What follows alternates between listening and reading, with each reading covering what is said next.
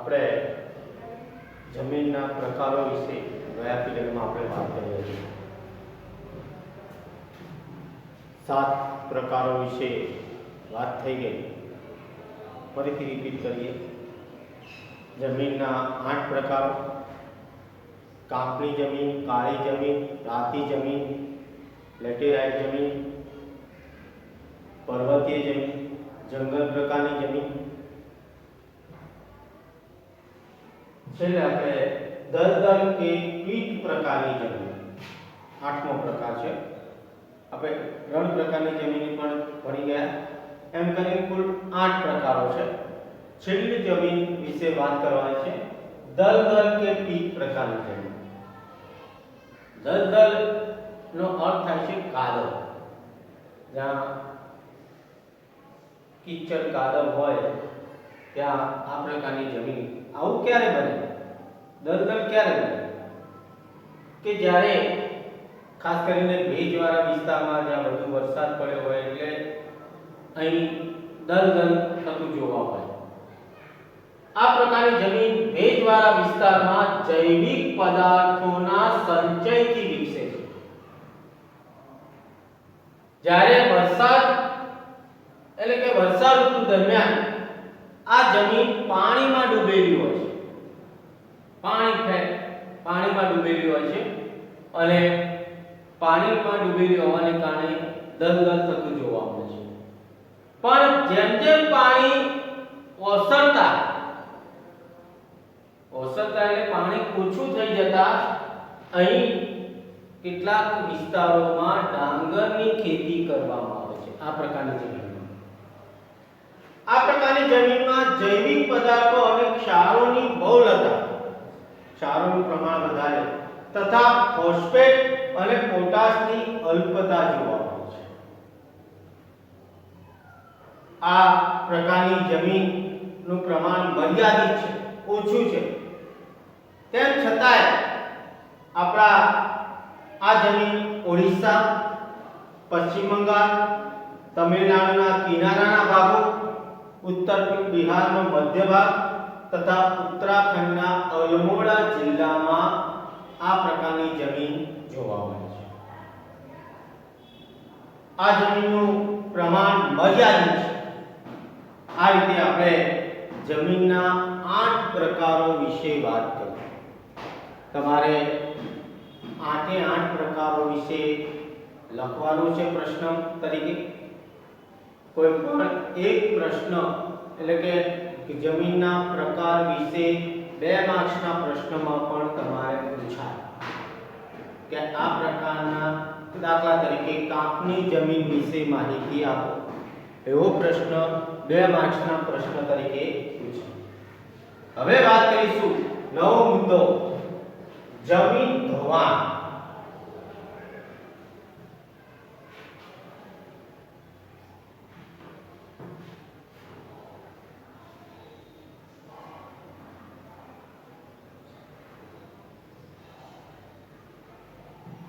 પ્રશ્ન તમારે સ્વાધ્યાયમાં પૂછ્યો છે, જમીન ધોવાણ એટલે શું?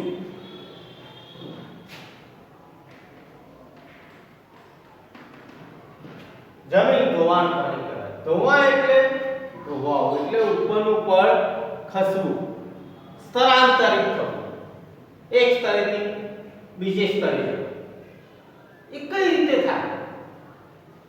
જમીનનું ધોવાણ કેટલાક કુદરતી પરિબળો, ખાસ કરીને હવા અને પાણી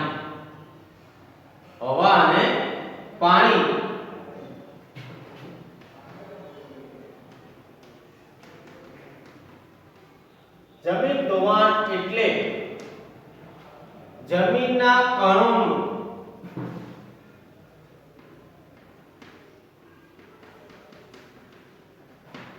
ગતિશીલ હવા અને પાણી, ગતિશીલ એટલે ભારે પવનથી ગતિશીલ હવા અને પાણી દ્વારા એક સ્તરેથી બીજા સ્તરે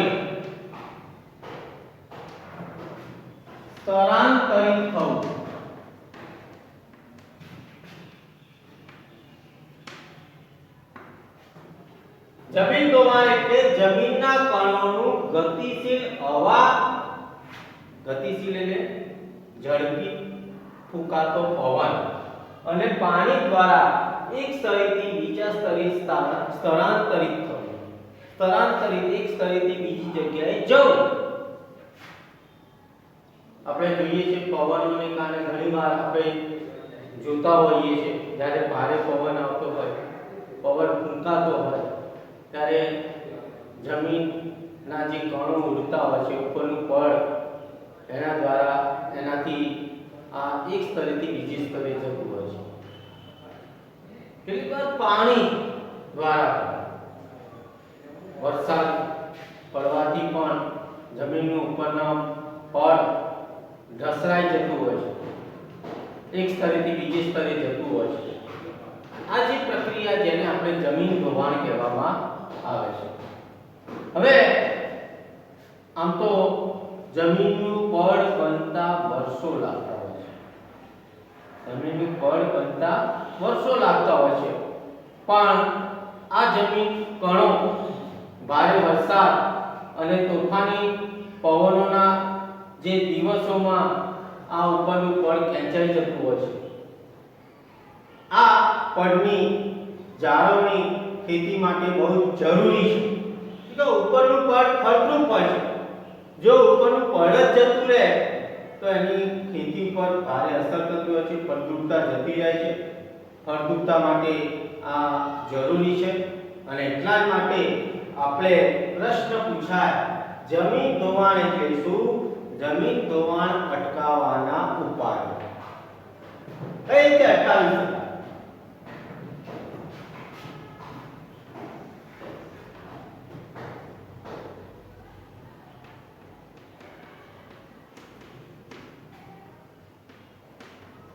આપણે હાલ વાત કરી કે જો જમીનનું પડ ધોવાઈ જાય તો એનાથી જમીનની શું થઈ જાય? ફળદ્રુપતા ઓછી થઈ જાય, જેની ખેતી પર ભારે અસર પડે. તો જમીન પર પહેલી વાર ચરણ પ્રવૃત્તિ,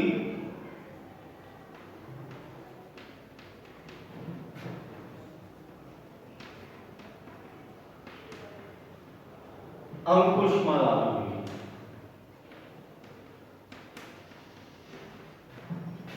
ચરણ એટલે આપણે ગાય ભેંસો જે ચરવા જતી હોય છે એનાથી પણ ઘણીવાર ઉપરનું પડ તૂટી જતું હોય છે.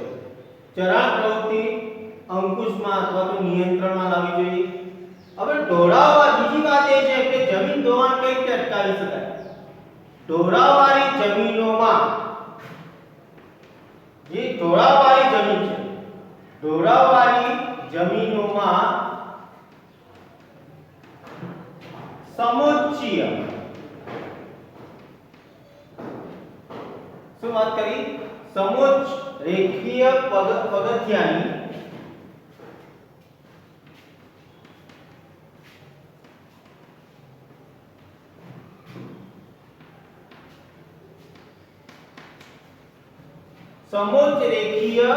પગથિયાની તરાથી વાવેતર કરો.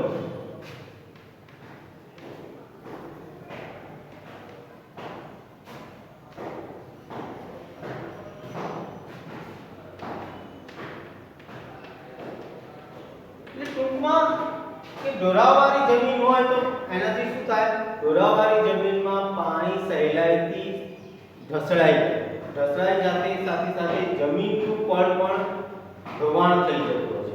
તો એના માટે એવા વ્યવસ્થા કરવી જોઈએ ઢોળાવવાળી જમીનમાં પગથિયાની પદ્ધતિથી વાવેતર. પગથિયા આકારના જે ખેતરો બનાવવા જોઈએ, પગથિયા આકારની જમીન બનાવવી જોઈએ, જેથી પાણીના વેગ શું થઈ જાય? ધીમો થઈ જાય અને એના કારણે જમીન ધોવાણ આપણે અટકાવી શકાય. પછી છે પડતર જમીનમાં વૃક્ષોનું વાવેતર કરવું.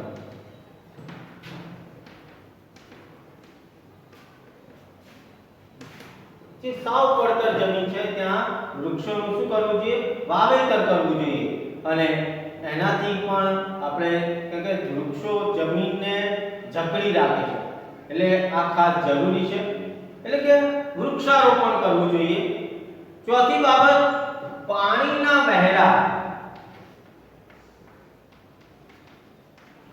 પાણીના વહેલા પડેલા હોય, પાણી ફૂલ ફાસ્ટ આવતું હોય, પડેલા હોય ત્યાં આડબંધ બાંધવાનું.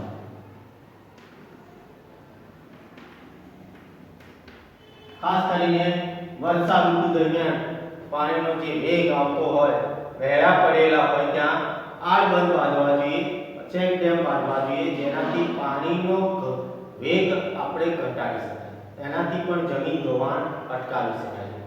પછી પાણીનો વેગ ધીમો પાડવા,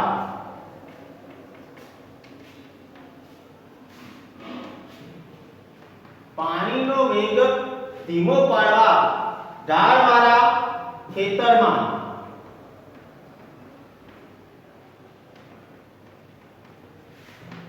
ઊંડી ખેડ કરવી. તમારે ઊંડી ખેડ એટલે અમુક અંતરે ખાડા પાડવા જોઈએ, જેનાથી શું થાય, આવા ઢોળાવાળા ખેતરોમાં ઊંડી ખેડ કરવાથી પાણીનો જે વેગ શું થઈ જશે, આપોઆપ ધીમો થઈ જશે, ઓછો થઈ જશે. તમારે પુસ્તકમાં પણ આ રીતે એના ચિત્રો પણ આપેલા છે, એના પરથી પણ તમે જોઈ શકશો. એટલે આ રીતે આપણે જમીન ધોવાણ અટકાવી શકાય. ફરીથી જમીન પર ચરાણ પ્રવૃત્તિઓ નિયંત્રણમાં લાવવી જોઈએ, અંકુશમાં લાવવી જોઈએ. ઢોળાવાળી જમીનોમાં સમોચ્ચ રેખીય પગથિયાની તરતી વાવેતર, પગથિયા આકારના જે ખેતરો બનાવવા જોઈએ. પડતર જમીનમાં વૃક્ષોનું વાવેતર અથવા તો વૃક્ષારોપણ કરવું જોઈએ. પાણીના વહેલા પડેલા હોય ત્યાં આડબંધ કરવા જોઈએ. પાણીનો વેગ ધીમો પાડવા ઢાળવાળા ખેતરોમાં ઊંડી ખેડ કરવી જોઈએ. જો આ રીતે આપણે કરવામાં આવે તો ચોક્કસ જમીન ધોવાણ અટકાવી શકીશું. ત્યાર પછી છેલ્લો મુદ્દો છે ભૂમિ સંરક્ષણ.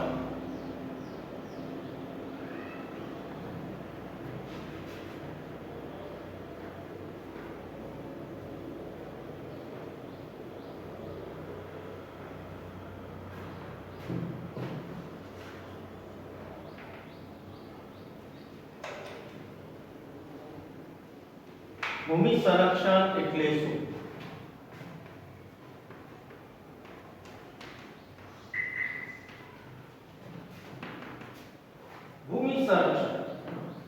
ભૂમિ સંરક્ષણ એટલે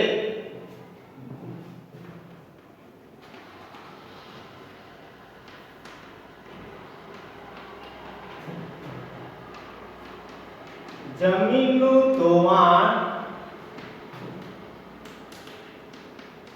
અટકાવીને,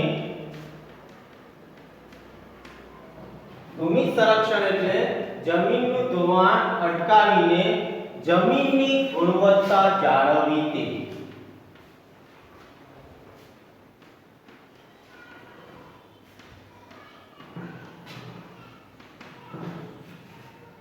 ભૂમિ સંરક્ષણ એટલે જમીનનું ધોવાણ અટકાવીને જમીનની ગુણવત્તા જાળવવી તે. હવે જમીન સંરક્ષણનો સીધો સંબંધ માટી કણોને પોતાની મૂળ જગ્યાએ જાળવી રાખવું છે.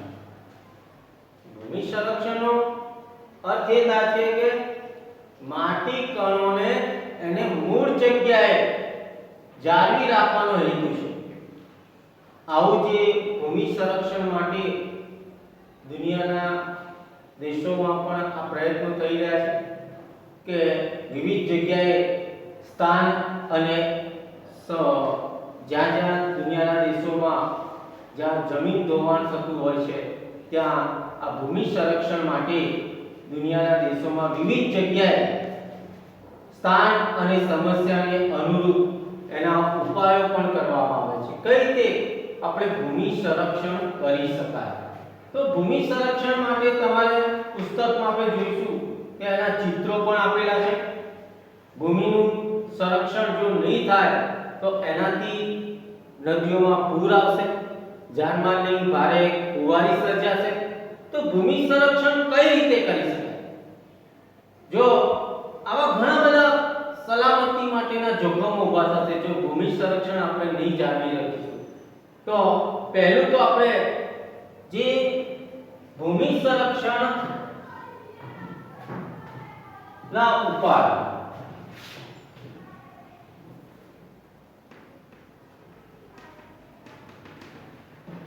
ભૂમિ સંરક્ષણના ઉપાય। હવે ભૂમિ સંરક્ષણ માટે પહેલી વાત કે વૃક્ષારોપણ નું પ્રમાણ વધારવું જોઈએ।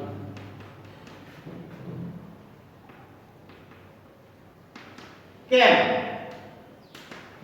કેમ કે વૃક્ષો જમીનના કણોને જકડી રાખે છે, તો આપણે વૃક્ષારોપણ પ્રમાણ વધારવું પડશે। બીજું, ભૂમિ સંરક્ષણ માટે નદીના જે કોતરો છે, નદીના કોતરો અને પહાડી ઢોળાવો પર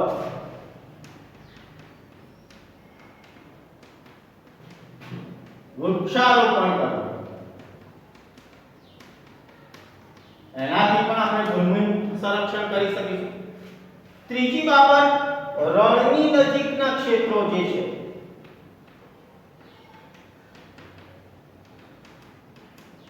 આપણે અગાઉ ધોરણ 9 માં પણ ભણી ગયા છે, વૃક્ષો રણની આગળ વધતું અટકાવે છે। એટલે કે રણના નજીકના ક્ષેત્રોમાં જ્યાં રણ પ્રકારની જમીન છે, રણ વિસ્તાર છે, એવા વિસ્તારોમાં આપણે વૃક્ષારોપણ કરવું જોઈએ, વૃક્ષોની હારમાળા ઊભી કરવી જોઈએ। એટલે કે નજીકના ક્ષેત્રોમાં વાતા પવનોને રોકવા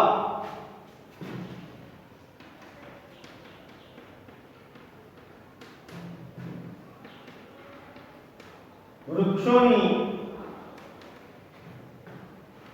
હારમાળા, એટલે કે વૃક્ષો લાઈનબદ્ધ ઊભા કરવા જોઈએ।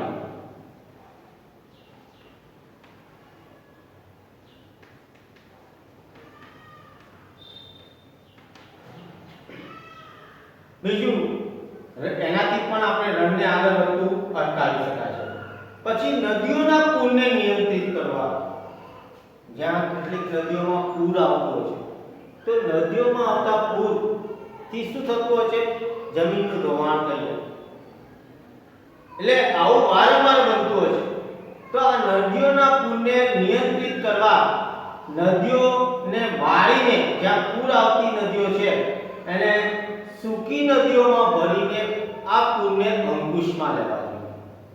બીજી બાબત કે અનિયંત્રિત ચરાણ, જ્યાં અનિયંત્રિત વધારે પડતું ચરાણ પ્રવૃત્તિ થતી હોય ત્યાં પહાડોની જમીનનું સ્તર એનાથી શું થાય, ઢીલું પડે, એટલે એને પણ આપણે અટકાવવું જોઈએ।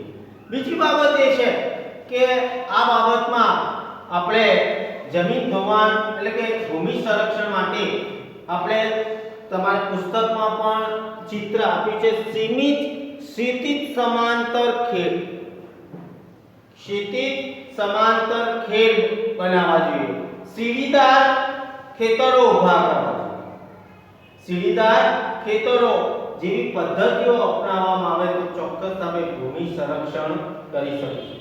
બીજું કે ફળદ્રુપતા જે ગુમાવી છે જમીનો, આજે કે મોટા ભાગની જમીનો ફળદ્રુપતાનું પ્રમાણ ઓછું થતું જાય છે, જમીનોની ગુણવત્તા ઘટતી જાય છે, તો એ માટે ફરીથી જમીનમાં જો ફળદ્રુપતા જાળવવી હોય, ફળદ્રુપતા લાવવી હોય તો એના માટે સેન્દ્રિય પદાર્થોનું ઉમેરણ કરવું જોઈએ।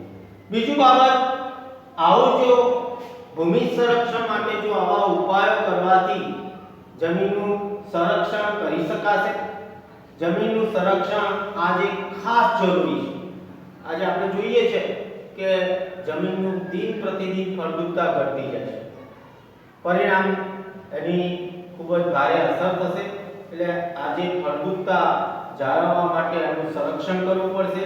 સંરક્ષણ માટે સરકાર, સમાજ અને આપણે પણ લોકોએ સહિયારો પ્રયત્ન કરવો પડશે, તો જ આપણે ભૂમિ સંરક્ષણ કરી શકીશું। હવે તમારે મોટાભાગે જેમ જેમ મુદ્દા ચાલતા જતા હતા એ પ્રમાણે આપણે પ્રશ્નો આપતો જતો હતો. તો તમારે પ્રશ્ન જમીનના પ્રકારો એ તો સ્વાધ્યાયમાં આપેલું છે. હાલ આપણે વાત કરી જમીન ધોવાણ એટલે શું, જમીન ધોવાણ અટકાવવાના ઉપાયો. સ્વાધ્યાયમાં મોટાભાગના પ્રશ્નો છે. પછી ભૂમિ સંરક્ષણ એટલે શું, ભૂમિ સંરક્ષણ માટેના ઉપાયો, એ પણ સ્વાધ્યાયના પ્રશ્નો. મોટાભાગના સ્વાધ્યાયના પ્રશ્નોના જવાબ તમારે ચોપડામાં ગૃહ કાર્ય તરીકે લખવામાં રહેશે.